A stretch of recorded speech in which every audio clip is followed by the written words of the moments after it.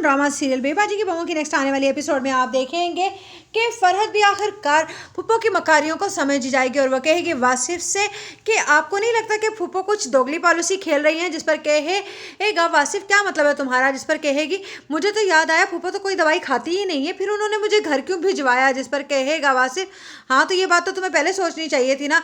जिस पर फरहद कहेगी मैंने सोचा अब फिर मुझे अजरा भाभी का ख्याल आया कि वो बिल्कुल ठीक कहती हैं। जिस पर कहेगा वासिफ चलो ठीक है आइंदा तुम उनकी बातों में हरगिज मत आना।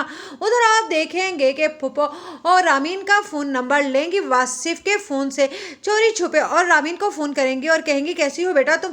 मुझे बहुत ही अफसोस है कि उस दिन फरहद की बेवकूफ़ी की वजह से वासिफ ने तुम्हें पूरी शादी अटेंड करने से मना कर दिया। जिस पर कहेगी रामीन नहीं कोई ऐसी बात नहीं। हालांकि बहुत ज़्यादा गुस्सा आ रहा होता है रामीन को वासिफ की इस बात पर। जिस पर फूफो कहेंगी अगर तुम चाहो तो मैं तुम्हारी कोई मदद कर सकती हूँ। जिस पर कहेगी रामीन कैसी मदद, क्या मदद करना चाहती हैं आप। जिस पर कहेंगी फूफो मैं जानती हूँ कि तुम वासिफ को बहुत ज़्यादा पसंद करती थी और उसकी खातिर खुदकुशी भी करने वाली थी, बस ये फरहद जैसी पागल लड़की आ गई उसकी ज़िंदगी में।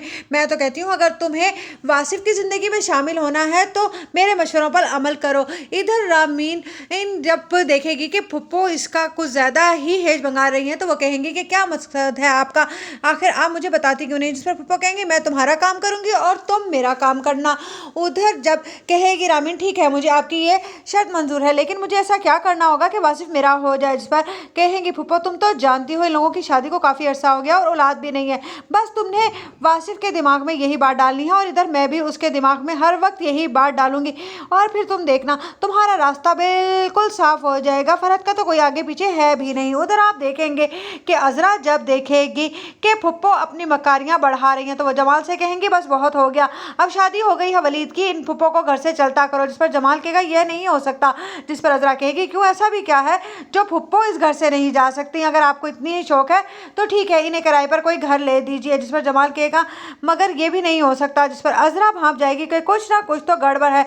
उस पर वो जमाल को झंझोड़ेगी और कहेगी कि तुम मुझे साफ बात क्यों नहीं बताते। जब जमाल बताएगा कि असल में मैं नहीं चाहता था कि हम भाइयों की लड़ाई की वजह से ये घर फिर से रेजा रेजा हो जाए, इसलिए मैंने ये घर फुप्पो के नाम लगवा दिया है। जिस पर अजरा अपना सर पीटना शुरू कर देगी उस पर और फरहद भी आ जाएगी और कहेगी क्या हुआ है भाभी आपने